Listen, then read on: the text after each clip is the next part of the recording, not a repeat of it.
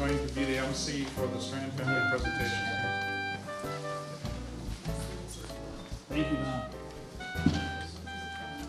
Thank you, Don. Tonight, we'd like to share a part of our Strahan family history in the town of Sevastopol and their activities around the rest of the country. Louis Strahan has 2 surviving grandchildren. Ellen Strahan Brauer. I can't hear a word he's saying.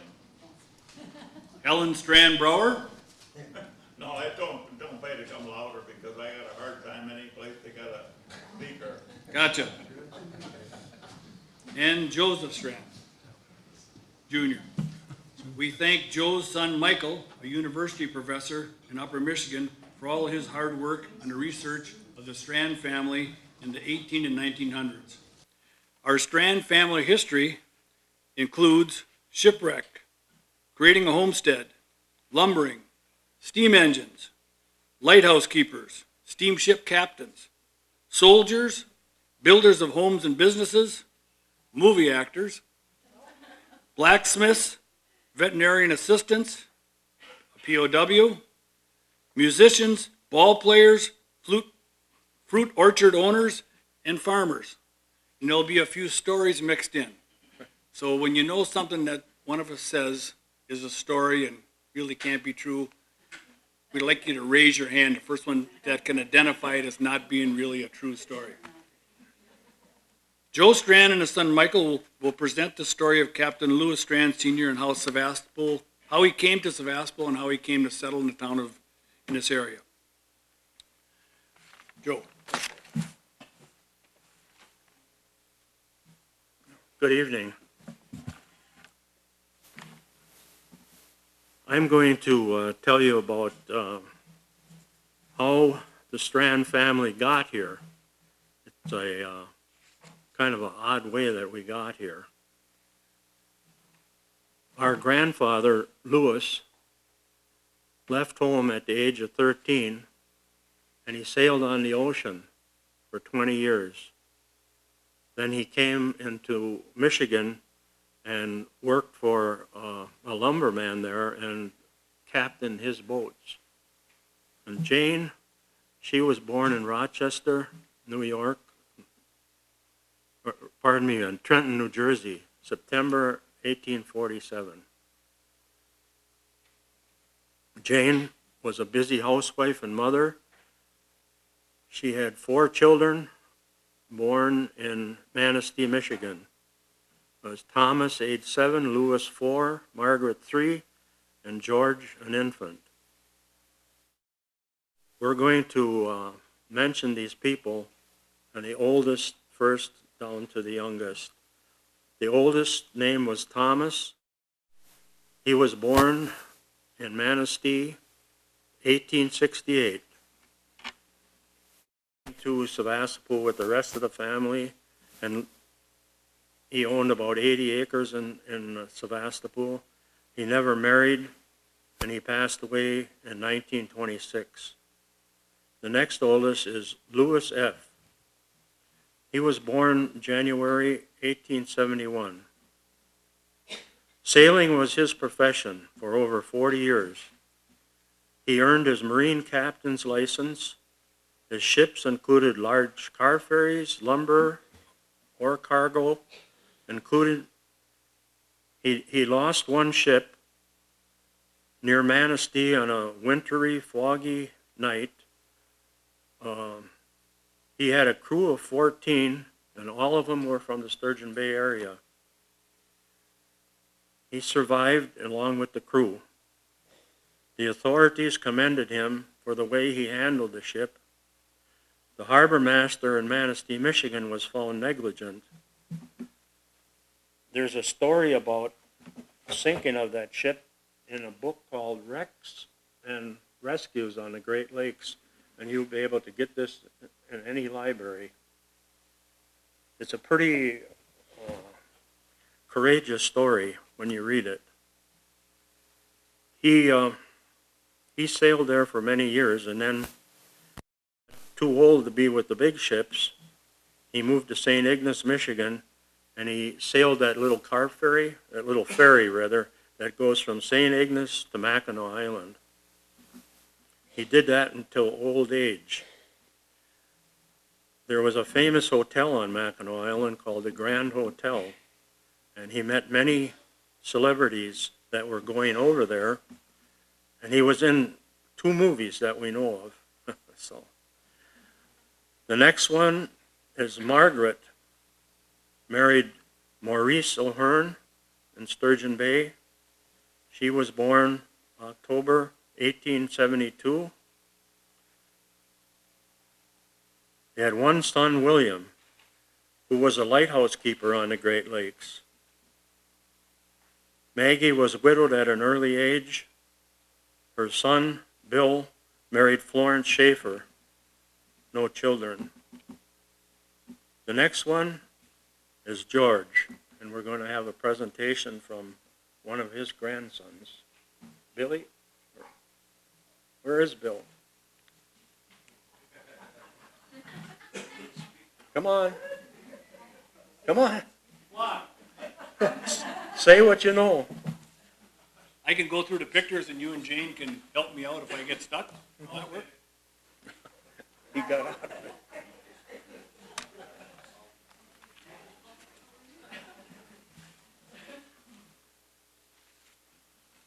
Okay, we want to go to section 3, slide 3. That's Clark's Lake Road, Brauer Road. St. John's Church is right there, but it's not there yet. This is from the 1899 plat book. Lewis Strahan Farm, Thomas Strahan. Tom Strahan owns land there. F. Steger, Herman Geisel, spelled wrong.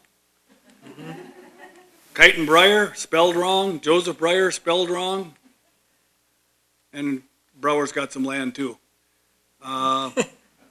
Bernie Geisel taught me something I didn't know at his presentation. Bogenschutz, Eddie Bogenschutz. Eddie McGee was a friend of my father's, but he changed his name to Bogenschutz.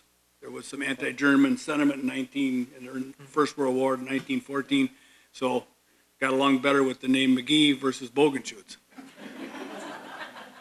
The important thing for this map is, on this plat book for me, is Louis Strahan's granddaughter met Joseph Brauer's grandson, and there's results of that wedding. There's a few of us in the place tonight.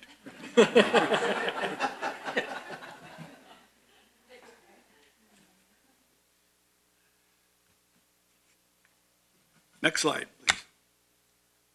That's Aunt Maggie and Grandma Jane Strahan. Next slide, please. George Strahan. George Strahan and Louise Niece married October 4th, 1905. It's an excellent pose there with the man sitting and the woman by his side. So, next slide, please. I don't know what year this was. I'm guessing he was married. This was probably when he was first married or before he was married. I'm going to say before 1910, after 1900. It's in the dead ball era. George Strahan, right there. I don't know any of the other ball players on the team, but the abbreviation Institute Cubs. I guess the Institute Cubs has been around a long time. If Bill Jr. could do the math on how many Strahan descendants played baseball with the Institute Cubs, that would be a good thing while this program goes on too. There's at least 10. Next slide, please. This is a barn raising on George Strahan Farm in 1913. Next slide, please. There's George and his team outside his barn, buggy in the background. I like his hat. I thought that was like Butch Cassidy. No, the Sundance Kid wore the hat like that in the movies. A bowler. Next picture. Leola Miller and Loretta Jr.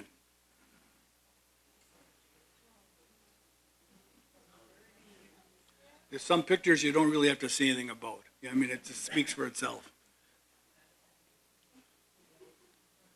George and Louise Strahan. George and his two daughters, Leola and Loretta. And this is another great picture with the winter clothes on out in front of their farm, waiting for, their farm was on Weber Road, half a mile east of here. Next slide. Loretta's Union Strand. I don't know if that's a graduation picture from high school or from business college. Not business college, but teaching college. She went to teaching college. And this is Mother Louise Strand with Mrs. Junion, mother of Harvey Sr. and Ray. I didn't know what her first name was. Did Bill, any idea? Bill ain't talking.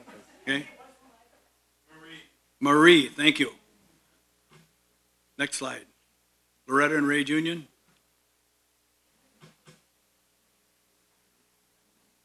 George Strand with his grandsons, Bob Junion and Bill Junion.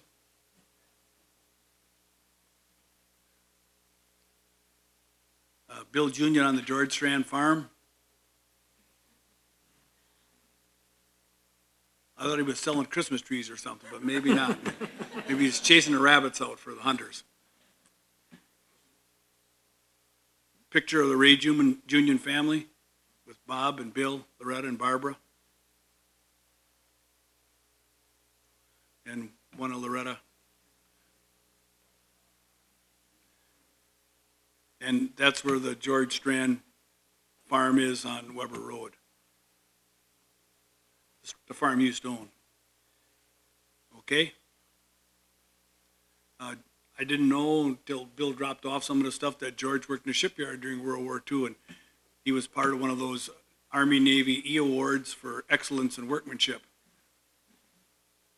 There's the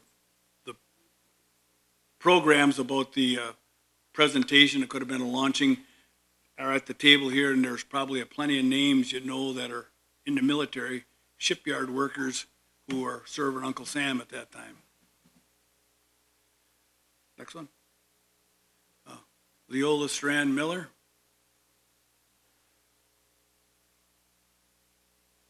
Their wedding picture.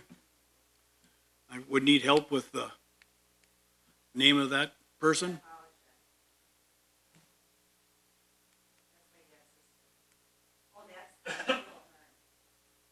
Oh, who's that?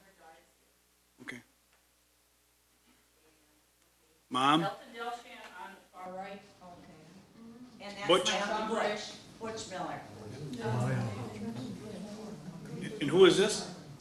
Penovich? He never smiles in any of those old No, those pictures. old pictures didn't. I think they had a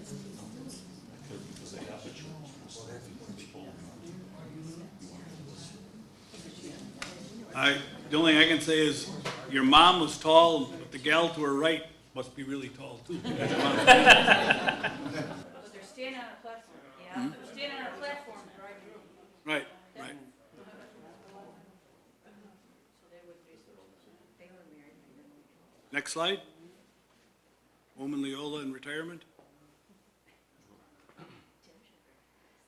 And anybody here have Mrs. Miller for a teacher in 5th grade? 1, 2, 3, 4. Where's Robbie Kurtz? There should be 5. All right. Keep that hand up. Are you in that picture? That was in Linda's class. Linda, you want to do some quick identification, bottom row? Linda Evenson on the bottom, on the right. Who's this? I think that's, no, wait a minute, I get a little closer. My eyes aren't as good as they were in the 5th grade. Okay, that isn't my class. That would be I think, my sister. This is 1970 for Yeah, oh, that would be graduation. Jim's class. No, that's the year before me. This is 1970. Okay. Oh, Linda's got a point. Linda's got the point. Yeah, Yeah.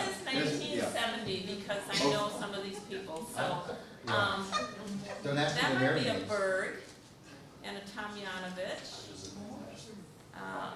Melinda Howard. Mona Lemieux. Kathy Evenson. LaPlante. Dick Weidman. I don't know who that is. I don't know who that is. Marilyn Kemp. Marilyn Kemp. Marilyn Kemp. Wow. Oh, Nancy okay. Kemp. Nancy Kent. Nancy, no, that's not Nancy. And Nancy would be 1970. Yeah, that could be Nancy. I don't know Kathy who failed. this is. Okay. Kathy fails right in the middle there, above Tanyana's. And this is a Schmegel? No. Sawyer, Yeah, Kathy Fail, yep. Ash, Dick Weidman. I don't know who that is. This has got to be Lynn Schumacher. And this was Helen? Helen Tappan? No, Helen. Somebody. Eugene Ehlers, Danny Hasenegger, Skippy Ayler. Skipping Ehlers, and Glenn Stern, and Mrs. Miller. Wow, I'm impressed. I couldn't do that for my class. Mrs. Miller, if you're looking down on us, another kudo to you for your students, what a great impression she made on all of us, so. Thank you. Next slide. And this is an area that Olm and Leola shoveled off for exercise in the wintertime. Good idea. Nice blacktop, good place to walk when they retired. Next one. This is Bob Junior on the left and Helen Strahan Brauer on the right. Never knew Mom was a lefty. She's from the old school. She wears her baseball pants up around her knees, not down around her ankles. And of course, even this must have been 1930s, early 1930s. There's a pair of batting gloves. We've just been a pioneer on that too.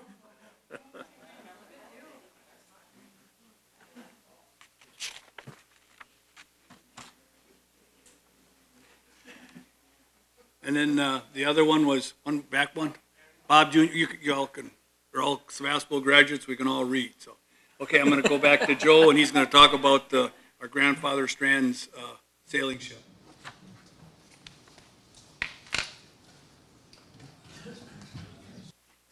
Thanks a lot, Jim. Well, so far you've heard about the 4 oldest children, born in Manistee. Now the story takes an unexpected turn. To get one more load of lumber to Milwaukee before the end of the sailing season in December, the owner of the boat said that they should schedule another sailing. When Grandma Jane learned about this, she thought that would be a good time to visit her sister Ellen, who lived in Milwaukee. So Captain Lewis took her and the 4 children and his crew. They left their port of call in Manistee, Michigan, about the last half of November. They were near the eastern shore of Wisconsin, ready to follow the shore to Milwaukee. A great storm attacked the ship. Lewis, having had many years of experience on the seas, he knew that his ship, his crew, and the family were in great danger if he stayed out in the middle of the lake. High winds and heavy seas were nature at its worst. He knew the best way to save the vessel was to beach it on the Wisconsin shore. He was aware of a small harbor called Stony Creek because a lumber mill was located there, just north of Algoma. The ship was beached with such force that it was demasted. All aboard were saved. The sturdy oak hull suffered little damage, and the ship was towed to Milwaukee for repairs. A report in the history of the Great Lakes, and I quote, "In 1875, December 2nd, lumber from Manistee arrived to Milwaukee covered with ice, minus foresail, mainsail, staysail, and main gaff broken. It was said that Jane's prayers saved them." Captain Lewis never sailed again, but another Captain Lewis was to come along, and William, they did sail for many years before retiring. Grandpa Lewis found work in a local yard there in Stony Creek, and he homesteaded 40 acres in the town of Anapee. Children Mary, William, and Alice were born in Algoma. Now we'll talk about the Delsham family.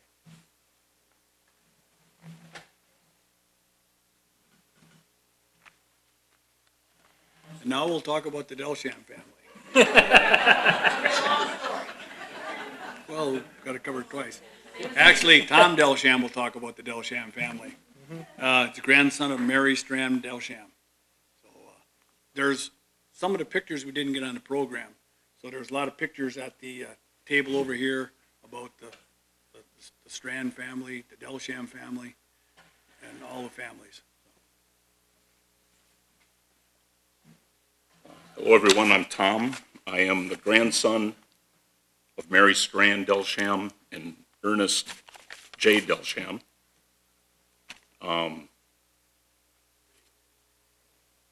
They had 3 children. Justin Delsham and Joseph Delsham. They were twins. And my father was born 2 years later, Elton Delsham. Justin married May Knudsen, and their children were Ernie, Kenny, Donnie, Bob, Janet, Marilyn, Bill, and Joanne. Joseph married Seal Zellifer, and their children were Mary Kay, Doris, Carol, and Sharon. My father, Elton, married my mom, Seal Manchesky, and the children were Gail, Pam, Ginger, and myself, Tom. As far as the history goes, I was a little young, so I can't tell you too much about unless Ernie or Doris would like to say anything. My father went in the service at, he was the only one not married, I believe. That's why he went into the service, and later became a prisoner of war in a German prison camp in 1944. And I have notes that said he was maybe released, maybe escaped, maybe let go. The government was requesting information from this German prison camp, and they gave nothing. From, I believe it was September, in my notes, September of 1944, and he came, they knew that he was somewhere around March of 1945. I know from my mom always said that he went in, a lot of people said I looked just like him back in the day, but I have no clue. He was like my height at the time, not the weight I am now. But I always heard he was 5'11", 180. That's about where I was when I was like 20. And what I heard that he came out, he weighed like 132. So I don't think it was like Hogan's Heroes, Stalag 13 by no means. Later on, my dad bartended after he got back from the service at Heilman's, which is now Kitty O'Reilly's. When in Heilman's, Mrs. Heilman was my godmother. And unfortunately, my father died in 1958 of a heart attack. I was only 2 years old at the time. So, otherwise, that's about it, I guess. Unless anyone else would like to speak. Oh, one thing I always like to say, people always say Delsham, and the name is spelled Delchambre. Ironically, I have this high school, his graduation diploma. I don't know if anyone can see this. It is actually, they did not put the BRE on the end of it. Oh, yeah. No, Kenny was telling me that it really was there, that everyone just said it that way, so that's just the way they wrote it. So I don't know if there's any questions that I could answer, but.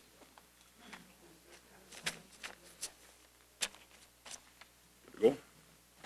Well, I'll just say about Justin Delsham. When Justin married Mary Strahan, I'm the other Mary Delsham.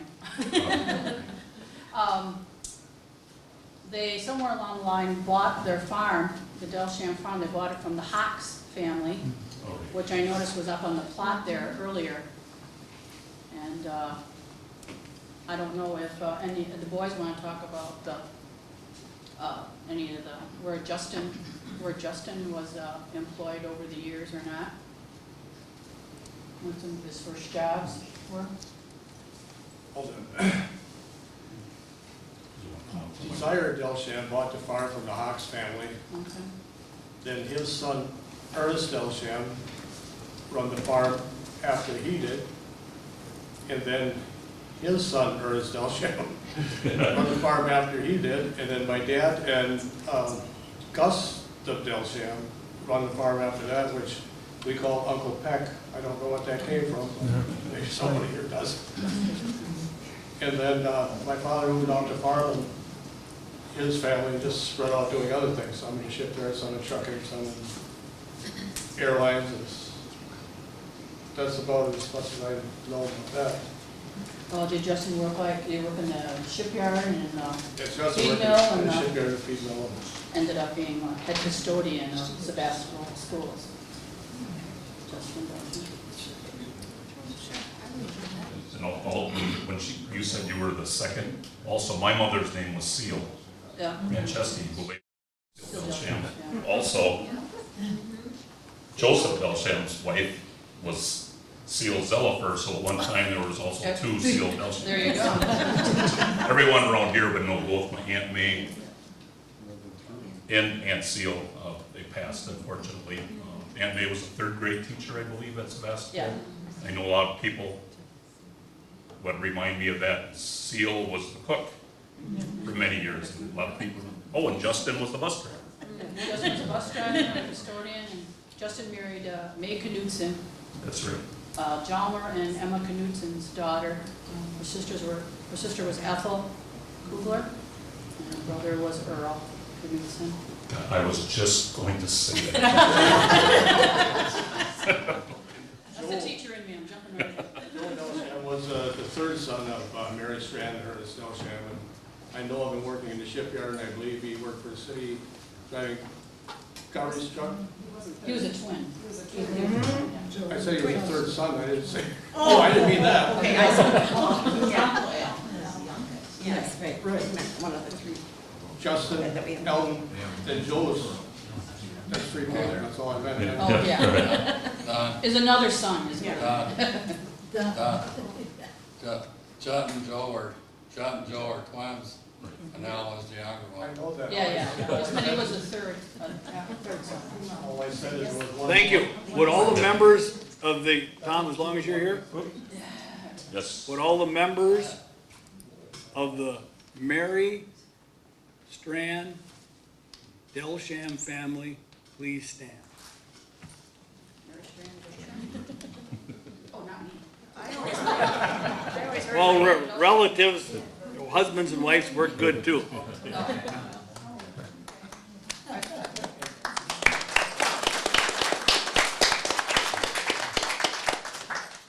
I remember my dad saying that he didn't have to go to war because his dad had died at a young age, and they had a farm, and he was one of the oldest, being the twins, that he had to stay home and help with the farm, and that's why he didn't have to go to war, so. Well, that's what I originally heard. Yeah.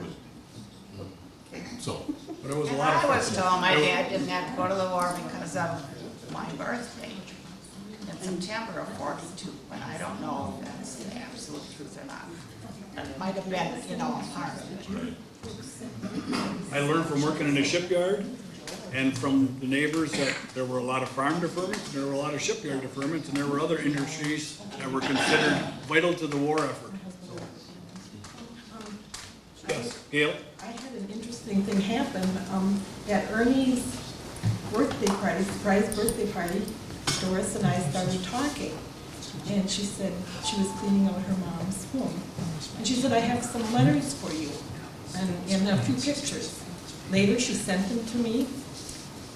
They were in the original, some of them were in the original envelopes. It was letters my dad sent back from basic training and service. And we could tell where he was. And also later on, when somebody went overseas, they didn't tell you where they were. The letters went to New York City, and that's all you knew. but Seal and Joe had written a couple of letters to Dad, and they came back in something called V-mail. And right across the top of the envelope, it said missing in action. So Aunt Seal kept all of those, and they were in prime condition. I mean, the envelopes were mostly there. Yeah, they were brown, they're beautiful. But anyway, we heard the history of a little bit of what Joe was doing here in Sturgeon Bay, and the hard times that were going on. And then my dad could write about like a pay raise of $4 or something. It was very interesting anyway, and the pictures were great. I think Justin Delsham actually left school early to go home and work on the farm, help his mom, to help Mary. We have to take a step back for a minute. Thank you very much, Tom. Thanks a lot. And we'd like to have the George Strahan relatives stand for a minute to be recognized. That includes wives. That's you, the wife. She's not my wife.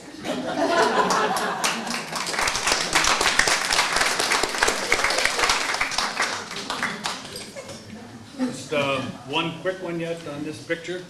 From what I know, Joe Strahan pointed out to me that he's wearing the combat infantry badge. In order to win that, you have to spend 30 days in combat, from what I know. Also, he's wearing what I believe is called a French Fourragère. Now, the 5th and 6th Marine regiments wear it under their arm because it's a unit award. He wears it outside his arm, on his shoulder. That's an individual award. I'd like to go to the next slide then and bring Joe Strahan back up to talk about some younger members of the Strahan family. Yeah.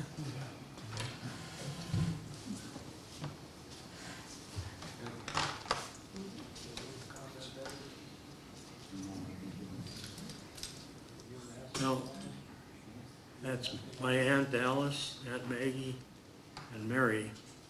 Looks like they were about 25 or something like that. They were all real close.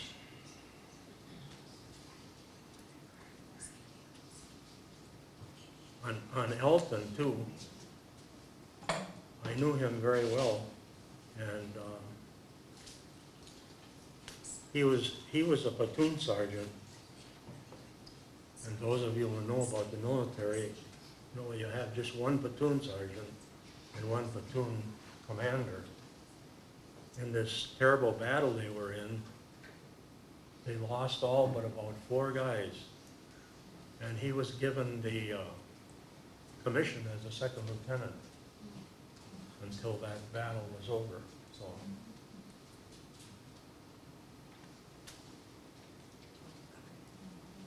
I don't know.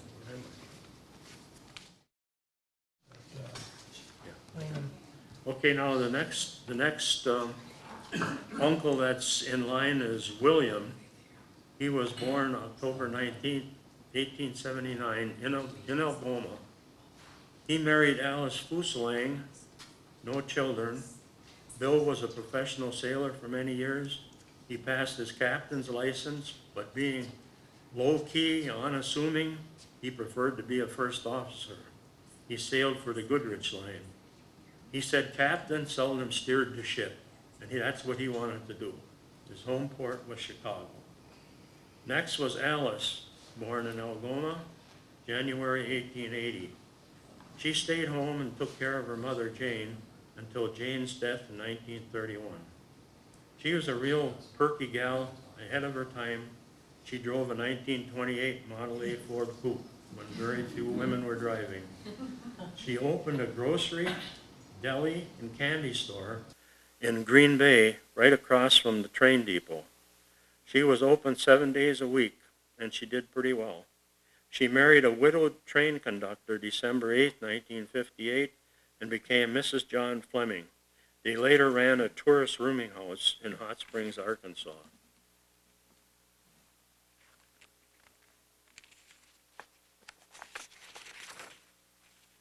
Well, that makes 7 children. 4 more to come. Bernard, born in Sevastopol, March 18th, 1882. He married Anne Klauboff, which is a name from the Sturgeon Bay area. Barney worked in the lumber business for many years. They had 3 children, Joseph, Marie, and Francis, who drowned as a boy in Sturgeon Bay. That's their daughter, Marie. Everybody that looks like that says that's what Helen looked like at the same age, and I think so too. I'm going to ask my son to fill us in a little bit about Marie. He ran into her daughter out in Dakota, I think. After I graduated from college, my first job was working for the University of North Dakota, and just by coincidence, when you get a list of emails, this is back in the 80s, people would seek out familiar names. And this person called me and she said, "Hi, I'm Lynn Kerbeshin. I think we're related." And so we started talking, and it turns out that Lynn was Marie's daughter. And it started a whole new activity as far as doing genealogy, because I had somebody where I had been doing genealogy research for quite a while, and she had no real information other than about her mom and about some of her relatives, and she had some pictures and whatnot. Her husband was Jack Kerbeshin. He was a doctor, an MD that worked also out at the University of North Dakota. So that was a very unusual expectation, thing that happened. When you go from the Midwest to out to the Dakotas and find somebody you never knew that was directly related to you, it's pretty interesting. Thanks, Mike.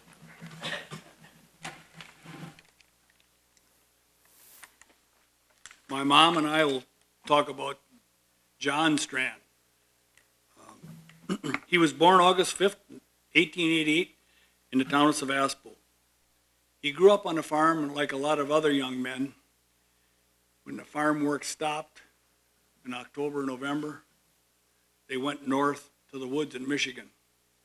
If you could imagine today sending a 13 or 14-year-old boy up in the lumber woods to work with a bunch of men or other boys, everybody contributed to the family welfare. The young men, they were already familiar with horses because that's what they did on the farm. All the work was done with horses. So they were ideal for skidding the logs, means hauling them out of the woods when they're sawed down to a landing where they would load them onto a train car or some transportation device.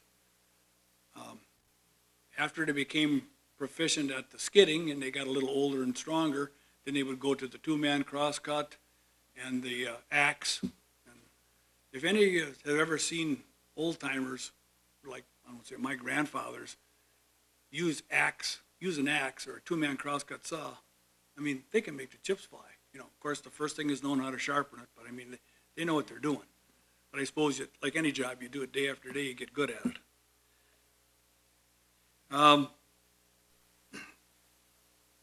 When they were in the lumber woods, if they were a teamster, like the younger ones were, it was kind of like the cavalry. When you get done for the day, your first duty is to feed your horse, take care of your horse, and make sure that horse is ready to go tomorrow. Then, after all that's done, that's when you get a chance to eat. There was also hunting to be done. They subsisted mostly on venison because the price was right for the lumber companies. It didn't cost them a dime. But most of the boys being raised on farms, Grandpa would tell us about the guys who would get sick eating venison. So they would go to the boss and ask him to get some pork, something different for their diet. And sometimes you would have to stop work until the boss went into town and went to the nearest place to get them some pork, to have some pork with their diet instead of that venison.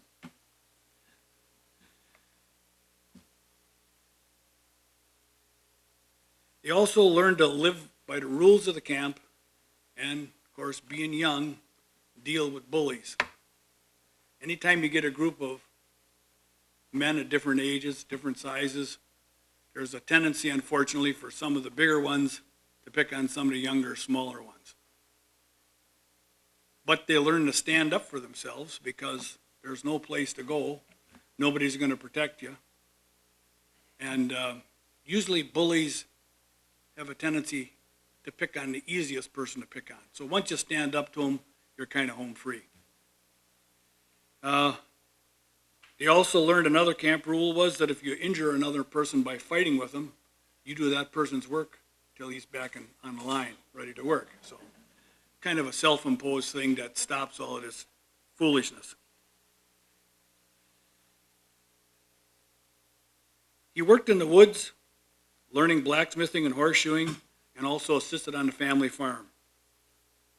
During World War I, he joined the Army. He had basic training in Texas. He was sent to France. When he was crossing the Atlantic on a troop ship, he told us of telling some of the soldiers would tell some of the other soldiers that because the Atlantic Ocean was salt water, and it was much more dense than the fresh water around here, that if you throw a silver dollar over the side, it'll float. It'll sink at first, but if you wait long enough, it'll come back to the surface. Any hands go up? Okay. What little he told us of his war experience were this. He said he was stationed in southern Germany near mountains and stuff. And of course, from what I read when he got over there, it might have been the middle of early summer of 1918, so the war was in its last 6 months.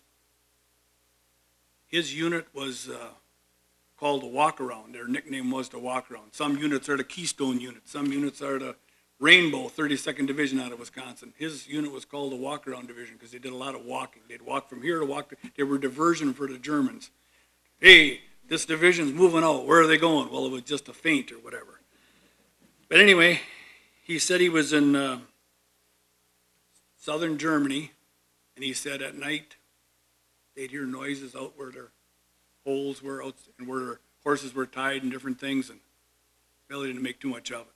Said the Germans would come stealing food. At different times, he said, we'd be hungry and we'd head out over to their property for their lines. It was a kind of unspoken, the generals can do what they want, but between the troops themselves, sometimes there's like an unspoken truce that happens. Not in all places, but in this place it happened at that time. His unit was the 54th Infantry Regiment of the 6th Division, and he participated in the Meuse-Aragon offensive at the end of the war. When we were small, of course, like all young, dumb kids, you'd ask the vets, hey, did you ever shoot anybody? Growing up in the 50s with all the TV westerns and all this stuff, we thought our grandfathers were with Doc Holliday and Wyatt Earp at the OK Corral and all those other TV shows, but of course that wasn't the case. So he never said much about it unless he had a buddy over, Irv Fields, maybe Eddie McGee, or another old timer. And if we'd ask him about, hey, did you ever shoot anybody during the war?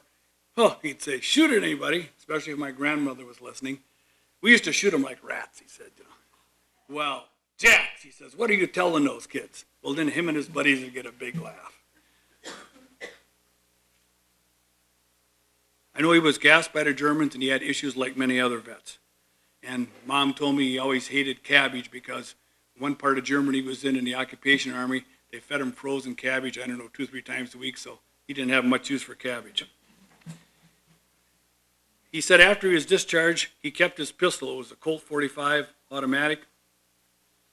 And he said they would turn in their equipment. There was a big tent, big long tent. Turn in their equipment on one end and walk to the other end, and they'd pick up whatever they wanted, be it a rifle, be a pistol. I don't know how they could do it from Uncle Sam, but I suppose the war was over, nobody cared. They picked them up and walked away with it. After the war, he traveled through a lot of states in the U.S. He worked on breaking prairie with a plow in the Dakotas. He told us about a famous hoop snake. A hoop snake is a non-poisonous black snake 8 to 10 feet long.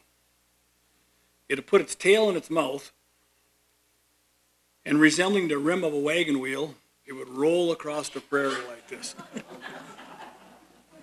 It could be 20 to 30 of them in, I don't know if they call them a flock or whatever they would call them, a herd, but they could go as fast as a horse could trot. He was also a sulky driver, driving trotters and pacers during harness races. He always said one of his proudest moments was feeding Dan Patch, who was one of the most famous trotters that ever lived. Somebody has a picture of him over there. Linda found it. Feeding him hay. He got to feed him hay. And I mean, for his generation, I mean, that was as good as it got. And that's dinner with Brett Favre. He returned home in the 20s and married Helen Jane Mapleton Institute.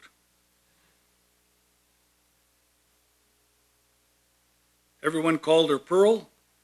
They raised 2 children, Helen born in 1928 and Harriet Jean born in 1935. Helen married Joseph Brauer's grandson Leonard and they had 7 children. Jay, Jeff, Leonard who died at childbirth, Joy, Jane, Joe, and Jim. Jean married Roger Groff in 1955 and they had 6 children, Diane, Deborah, Dean, Darlene, Dean, and Deanne. Jack worked as a blacksmith in Valmy, later on his farm east of Institute. He was the jack of all trades, did plumbing, all kind of jobs. Like I said, he always loved horses, and my Aunt Jean lived in a place in Two Rivers, I believe it was called Sochek's. It was a riding stable and a farm. And the owners had a stallion that they were having trouble handling. And here's Grandpa Jack, 65, 70 years old, goes over, talks to the horse, touches the horse. Pretty soon he's on the horse. Pretty soon the horse is going backwards. The horse is going sideways. He's making the horse do all just by, well, again, those guys, that generation grew up with horses.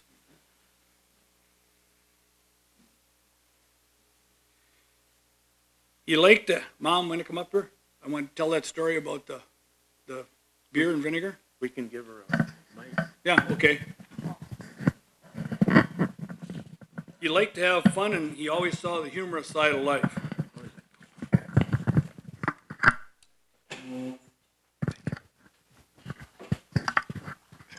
Just stand. No, you can put whatever you want to do. If you look towards Laddie, it will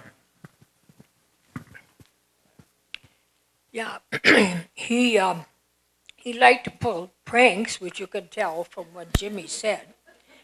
And so, first of all, this is not a prank. When he went to the service, my grandma, his mother, had to call or wrote to the Red Cross because he never wrote to her. She didn't know if he was living or not. They found out for her.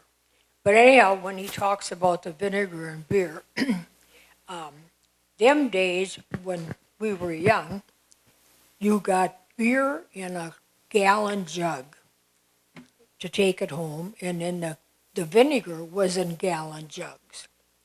So our neighbors, Jack Shull and his daughter Clara, was working in the hay fields where it was really hot. So Daddy's going home from Institute, and he takes this jug of vinegar out in the field because Clara was so busy, it's so hot, and so she lifts up the gallon of vinegar, and it's vinegar. So she yelled, and so then them days all the neighbors used to go from house to house and play cards. So they were invited to Jack Shull's, and Claire gave out the beer, and Jack got a glass of vinegar. So anyhow, he drank it, never said a word about it. And then there was something else I was going to say too. I had another joke. Well, if it comes to this, we'll bring it up. Well, here it is. Didn't have to look too hard.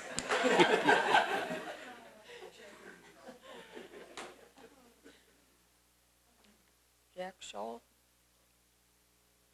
I guess that's only two. I thought I had one more. But anyhow, you never knew for sure if he was telling the truth or not, because he would make up stories. And when Jimmy was about 4 years old, or 5, they'd come up by Mom and Dad, and they'd sit by him, and he'd tell them the stories about fishing and whatever, and they believed it.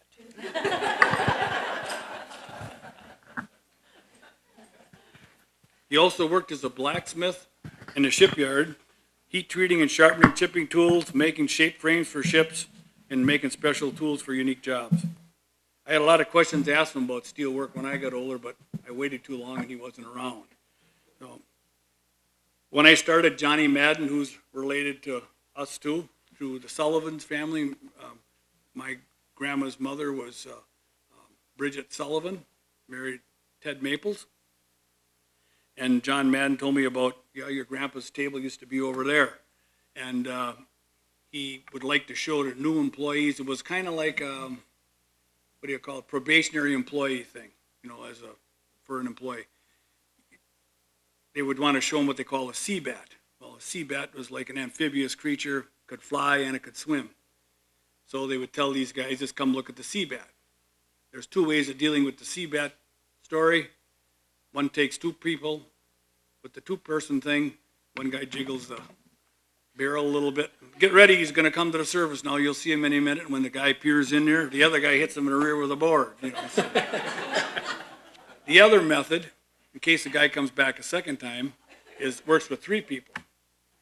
And in that one, do the same thing. Somebody's looking at the bat. Usually there's about maybe 2 feet of water in this barrel because you want to keep the sea bat swimming, and they need a long straight stretch in order to take off. They can't do it going around in a circle. But with the 3-person method, then the person looks for the sea bat, the other guy wiggles the thing, and the 2 guys grab him by the legs and tip him head over tea kettle into the bucket. So if a person comes to tell you, a shipyard employee, he wants to see the sea bat again, he tried twice and he still didn't see it, he's probably not cut out to work in the shipyard. Try to find a job someplace else.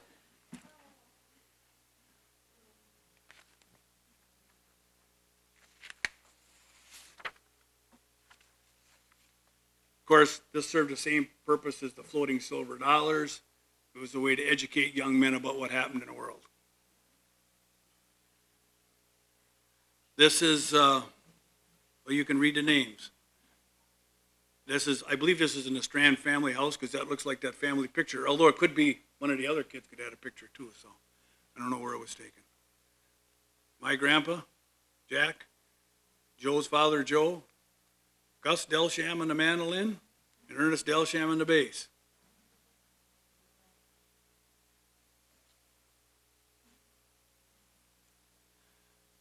Uh, 1914 Institute Cubs. We didn't know the name of the writ, sitting alongside of my grandpa, Jack in the middle there. Joe. Frank Shull. Anybody from Bailey's Harbor in this area? You know, Frank Shull was big on the, yeah, Danny, he started a telephone company up there. He was married to my grandma's sister.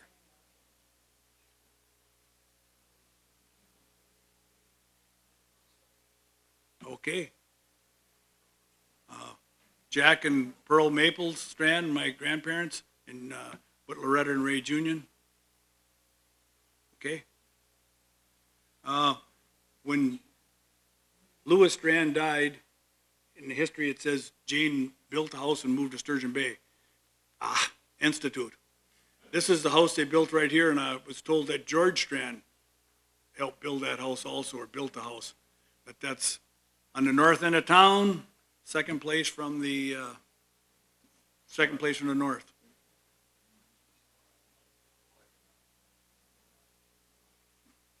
This is one of the Institute crew in front of the Institute Motors.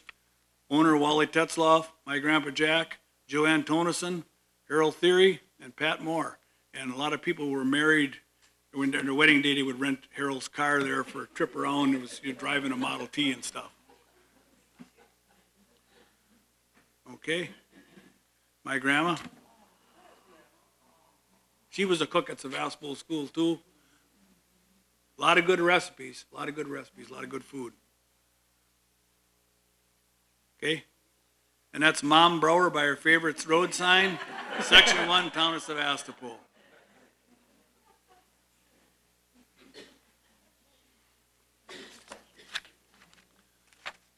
Okay, next we have Joe Strahan on the agenda to talk about his father's family. Oh, one quick one here. Yeah, I got Bill. Anybody from the Jack Strahan family, relative, sons, grandsons, son-in-laws, please stand.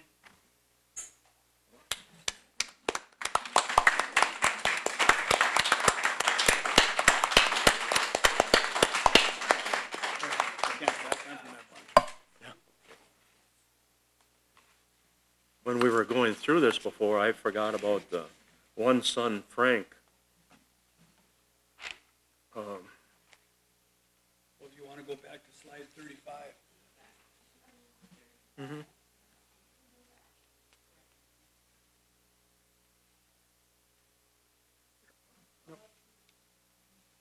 Here. No, that's it. Yeah. Frank was older than Jack and my dad. They were all born in about a 4-year period. He was born in Sevastopol in 1887. One of those people that left home early. He's working on the Milwaukee Railroad to the West Coast in the state of Washington, and one of these hopper cars with gravel in it tipped over on him, and he was killed.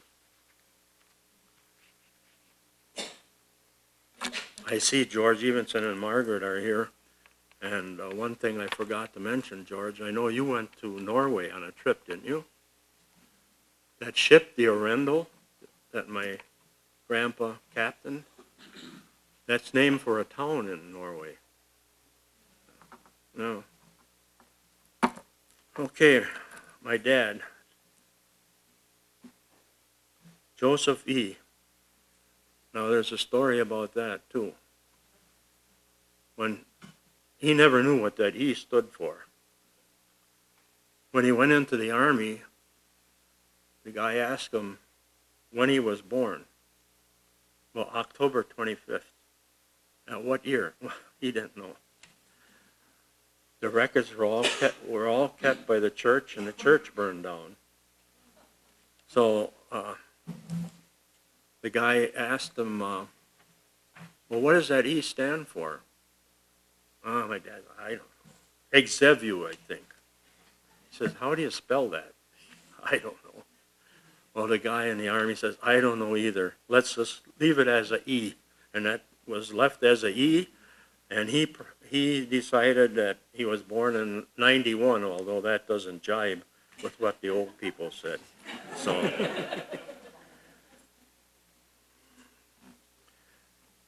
I guess Grandma Jane was sick of having 7 boys. She wanted a girl.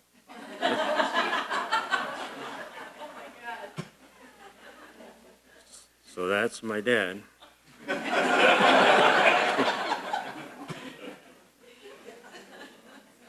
He went through 6 grades at St.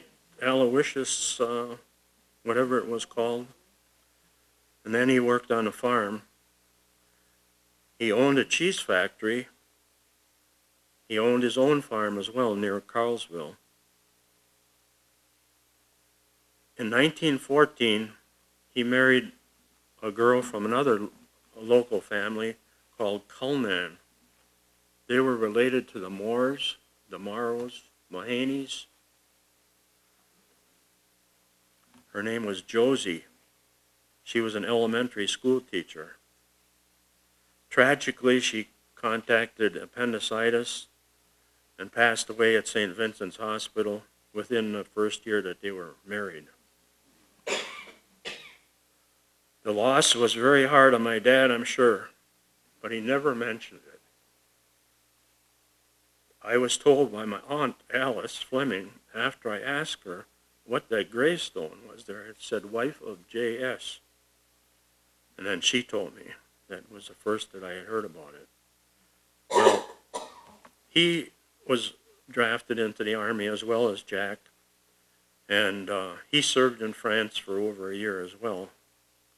Then after the war, he became a lumberjack. Well, that's in France, you know. He was in the veterinary corps. He loved horses too. The horses would come back from the front where they were being gassed, and their mane and everything was full of gas, and he got gassed that way.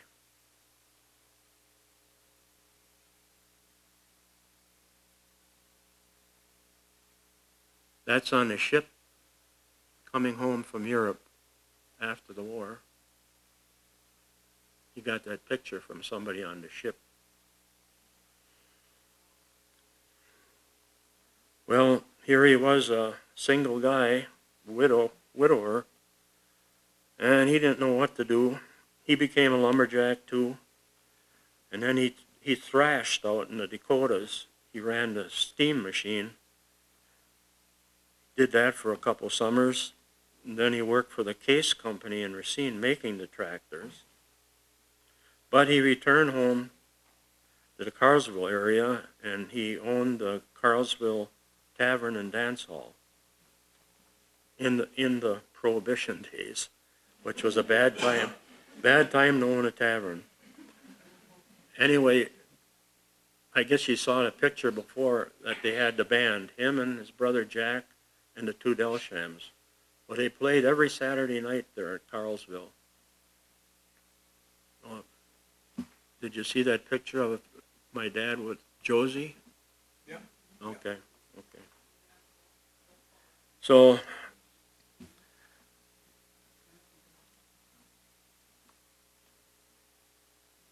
it was a pretty popular place in Carlsville, I guess. He met my mother, who was a bookkeeper at the Sturgeon Bay A&P store. And he knew if he was to go into business, that's what he needed, was a bookkeeper. She said she would not marry him if he was a saloon keeper. He made a smart move and married my mother, Frances Jerovitz, April 30th, 1929, in Sturgeon Bay. They combined their honeymoon trip to New York State with a job offer to work on a dredge in the Hudson River. And he did that for about a year and a half. But his dream was always to have a business. So they came back here and they bought 17 acres from the Diocese of Green Bay. And him and George and Jack built that store building in the height of the Depression. It was open in 1931. They said, it's never going to work out. You're going to lose, you're going to lose. Well, he met some wealthy farmer from across the bay, and he lent them the money. And I remember going with my dad once a month with cold cash to pay that farmer. And finally they had it paid for.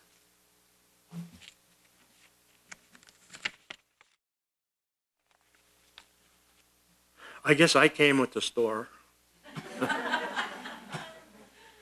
My brother Jerry was born 5 years later. My dear mother was a bookkeeper. She performed some minor miracles with the budget, I guess. School teachers rented from us. We had an apartment upstairs and a couple rooms were also up there.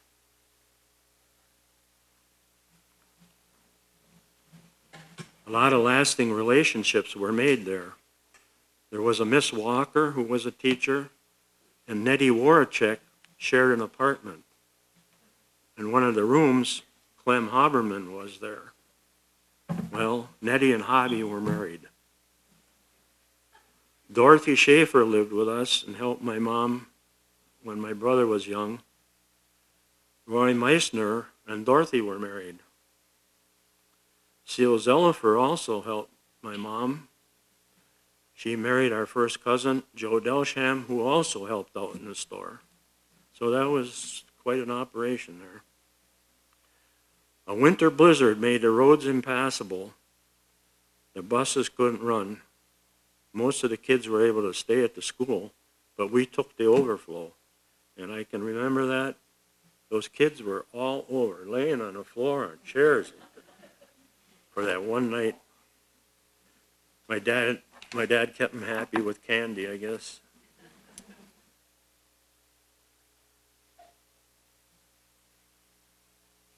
My mother became ill with rheumatoid arthritis, and my dad knew he would not be able to run the store by himself, although he did try. He was also the town treasurer of Sevastopol at one time. Oh, there's the truck. Oh, here, yeah. Here's a model that someone made of that truck. Everything is accurate on there, even the phone number. He used that to haul sawdust and that mostly because we didn't have electric refrigeration, and he had to keep ice out in a sawdust pile in the back of the store. And in the summer when you're hot and sweaty and you start playing in the sawdust pile, that's not so much fun.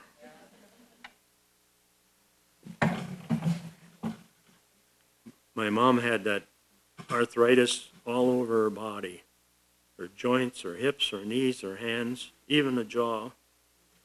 My dad hired full-time help, but eventually turned the operation of the store to Agnes Hain O'Hearn and her son Jim Irish O'Hearn.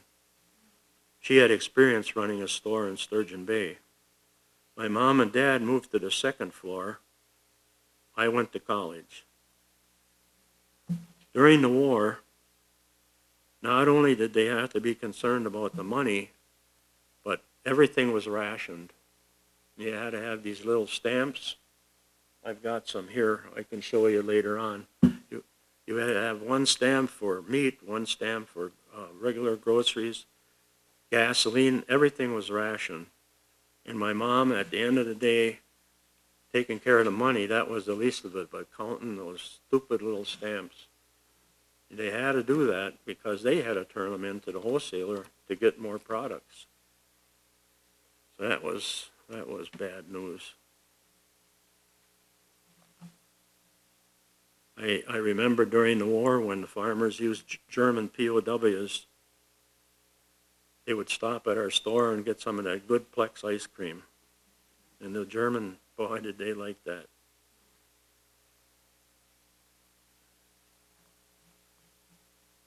The store was sold to Jimmy and Gurley Ritt, who happens to be Jim's aunt.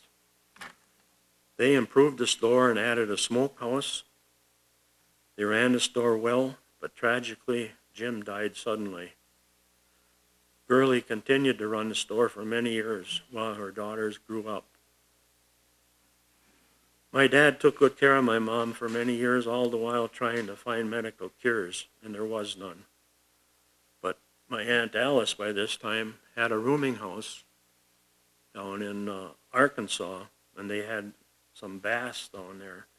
So we all went down there. My mother could not walk. After taking several medically approved baths and massages, she could walk. She felt so good she wanted to come home again. And then the disease attacked her again.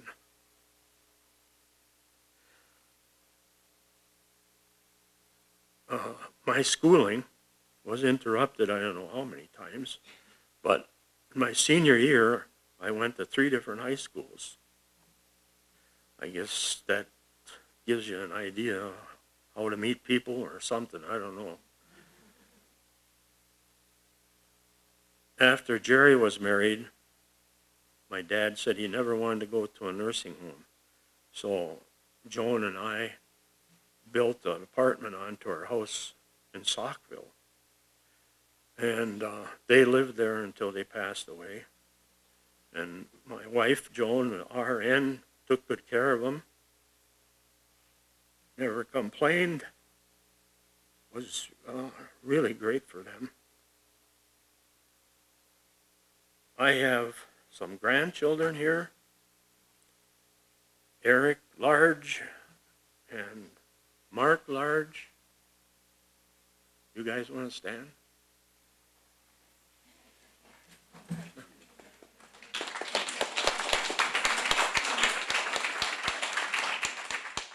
And son Michael and his wife, where is she? Sandy? Okay. Back.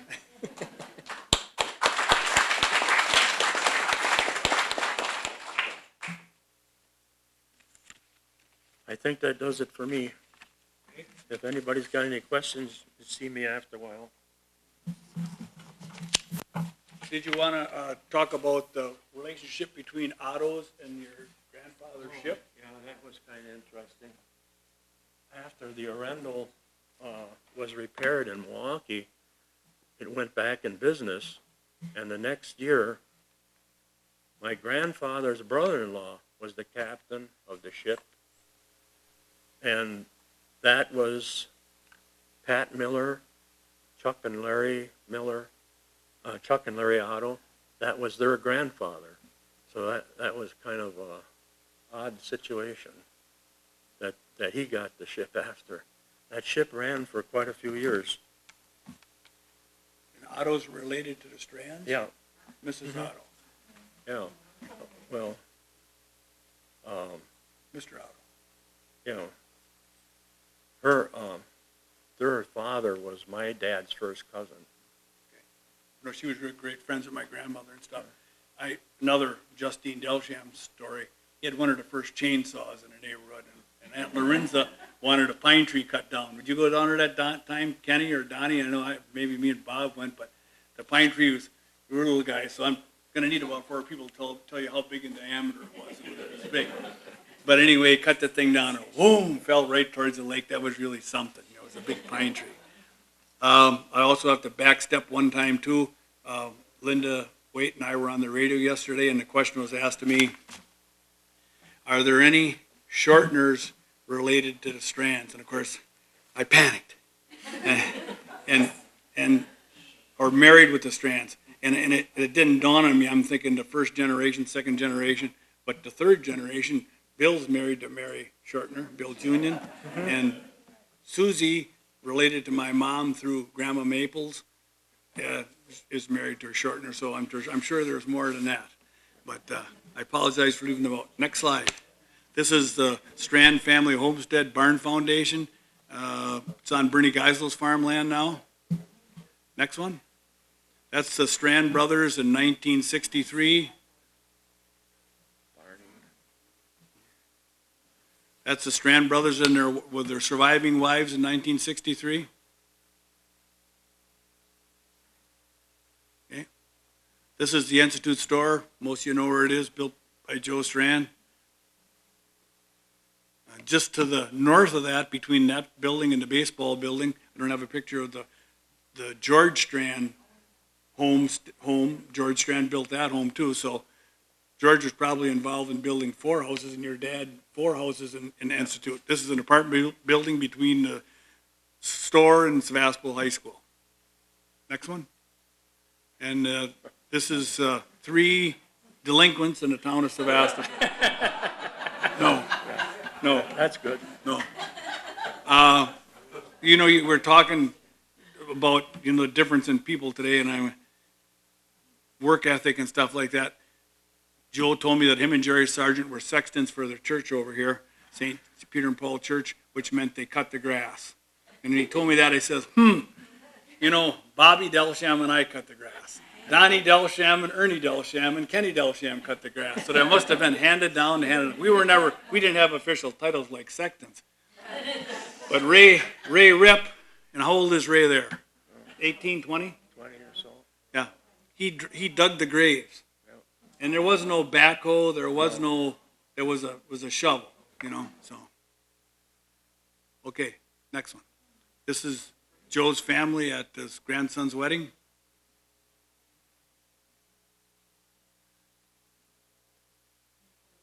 And this is the highest paid member of the financially successful member of the Strand, most financially successful member of the Strand family.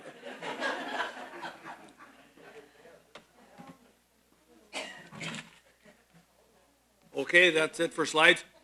Questions? might have some information. Oh, Mike. I just wanted to read you a couple things from the obits of, that'll give you an idea, a little bit more idea about the character of what the community felt about Lewis and Jane. For Lewis, when they first published his obituary, they called him John. And so it talked about that he died quietly while out in the fields. And then the following week in the Advocate, they talked about that, you know, well, I'm sorry we made a mistake. It's actually Lewis. And they go through the usual things, but there was a passage at the end that I really liked. It talked about heart failure was the cause of death, having been struck at the dinner table. A noteworthy fact connected with the funeral was the presence of every surviving member of the large household.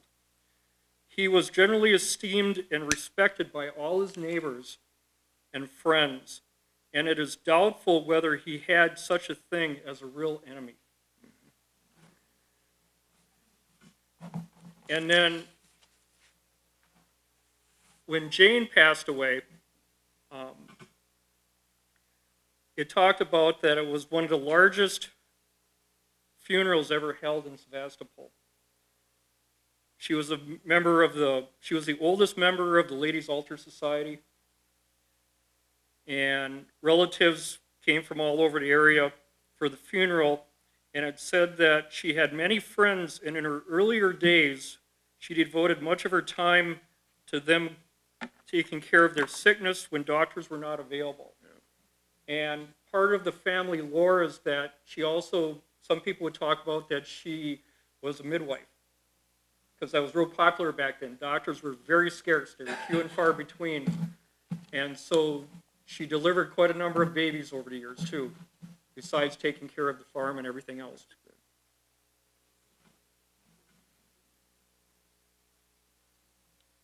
Any other questions? Comments? Okay, I got two. I worked at Bay Ship quite a few years, and I retired.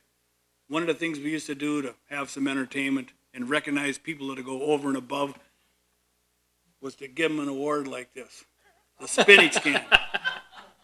Now, for those of you under 35 years old, this guy's a sailor right here. He's Popeye. Whenever he'd get in trouble, something would happen. The can would squirt out and he'd eat spinach, and then he'd take care of all the bad guys. So we'd give it to the movers and the doers, the people that do over and above what their jobs were.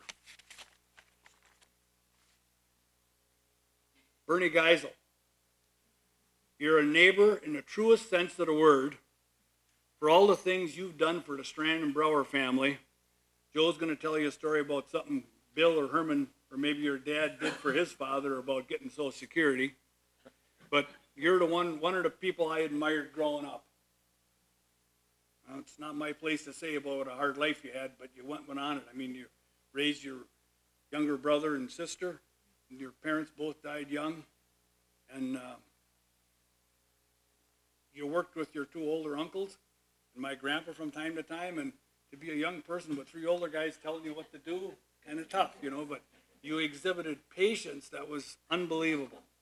And you and Shirley formed a great team that we admired growing up too, about how you could work hard, but have fun. And the other thing was you're very most instrumental in getting that Strahan family sign put up on that road, you know, so. If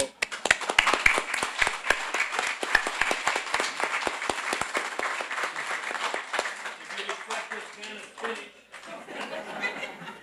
not that you need it, but this is great.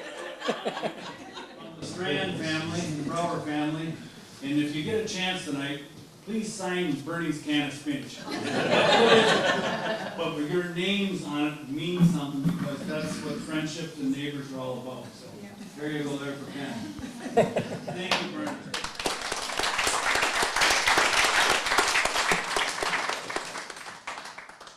And also, Joe and Mike Strahan. Some people just talk about doing things. You know, the world's full of those kind of people. Here's a couple guys that did something about what's near and dear to them, and that's why we're here tonight. Got